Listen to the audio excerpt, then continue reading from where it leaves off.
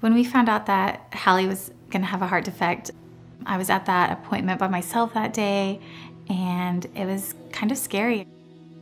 Autumn came up to my work, and obviously you could tell something was wrong. She was already a little upset, and she'd been crying, you could tell. And so I asked if, we lost the baby, because I knew she had gone to the appointment, and that's when she started to kind of describe what they had seen.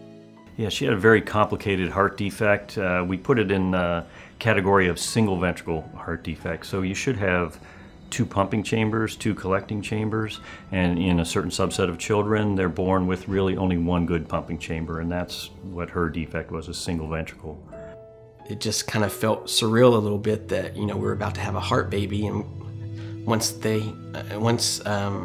we have her, everything's just gonna, start, and what's gonna happen first and second, and all those types of things. And we were still in the operating room, and Britt was next to me, and they held her, they laid her on my chest, and I got to hold her for a second for a few pictures. In that moment, though, she looked so healthy that you didn't realize what was actually going on inside of her. Yeah, the operation that Halle had when she was 3-day-old was a complicated operation. She was born, as we said, with a single pumping chamber, but also a very small blood vessel that went out to the body. The aorta was very small. So what we did was we rebuilt the way the blood comes out of the heart and gets to the body, so that we were getting blood flow to the body. And then we had to also provide her with blood flow to the lungs. So we put in we call it a shunt. It's a small tube that takes some of the blood going out to the body and sends it back to the lungs. But when Halle was 6 weeks old, she had an emergency surgery because her right coronary artery wasn't getting blood to the heart like it should. Ever since Dr. Heinle went in and performed that procedure, it's been fine and it has been unchanged, so her heart is actually doing better. When Halle was about 5 months old, we were down on floor 15, and we were 4 days away from leaving, and all she had was her NG tube. She didn't have any wires connected to her at all, like none of the leads. I mean, it was great. It was like having a brand new baby. But that day, that specific Saturday, I just noticed she was very fussy. Her heart rate was a lot higher than normal, and her breathing was really fast. But we had been weaning off of one of her meds, and so I just thought that she was having withdrawals. It was just a Saturday night, and we were sitting here, and Autumn called me later on that evening, maybe 7 or 8, and I basically said that, there's some complications, and they don't really know what's going on, but they're going to do an echo. And then they did the echo, which was pretty quick, and Autumn said they were going to move her back up to the CVICU. Dr. Dickerson came out and told me that they couldn't get a line in, they couldn't get access, so they were gonna have to do an IO, which is an intraosseous IV. So then Autumn called us back later and said that they were going to have to intubate, and we know that can cause problems if the heart's not working the way it's supposed to be. So we knew that there was a risk in doing that. I watched from the window as they started to intubate, and I saw Dr. Ahmed start doing compressions, and I just knew at that time that she had coded, and so they were performing CPR, and I'm standing outside the window, and Britt wasn't there. He was here up in College Station with Charlie. And then I'm on my way to Houston, and Autumn calls me, and she's, what's going, she's just trying to let me know what's going on. Dr. Ahmed called me into the room while they were still performing CPR and told me that they'd been doing it for about 15 minutes and they were only probably going to do it for another 15. I was standing in the corner and just watching her on the table, and I hear him call, last pulse check.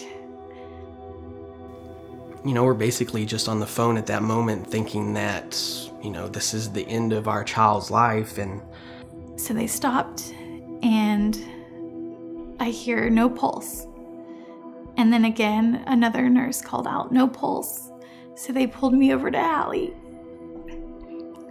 While I'm on the phone with Britt, and I'm telling her goodbye and that I love her, and I leaned over and kissed her hand. And then, just out of nowhere, Autumn stops talking, and I can't really hear anything. I'm just waiting to, what is going on? In that moment, you're thinking, I'm losing my baby.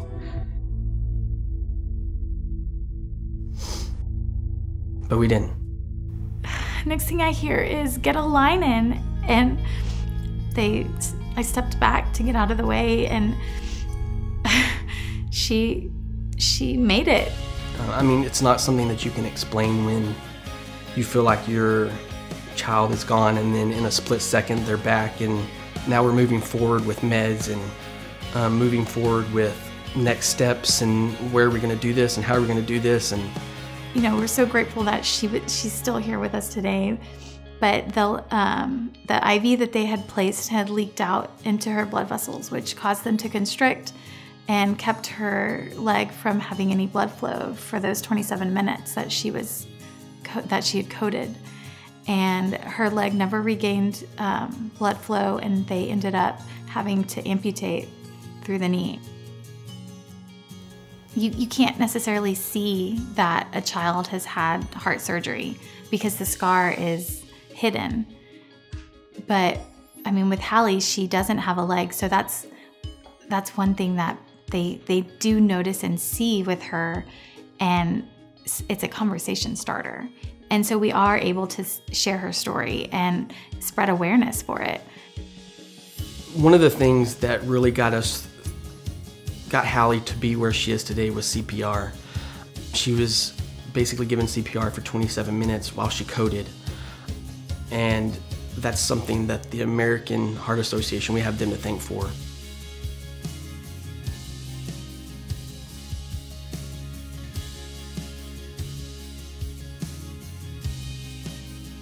Biggest thing I can think about Halle is that she's a fighter.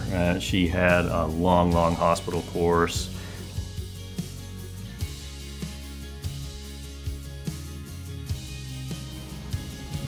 Multiple operations and interventions, and just a trooper through the whole thing. She probably gets that from her mom, because her mom was a fighter and a trooper for that. I want other parents and families to know that congenital heart defects are more common than you may think. It affects 1 in 100 babies, and I just want them to have awareness and know that it could be any child.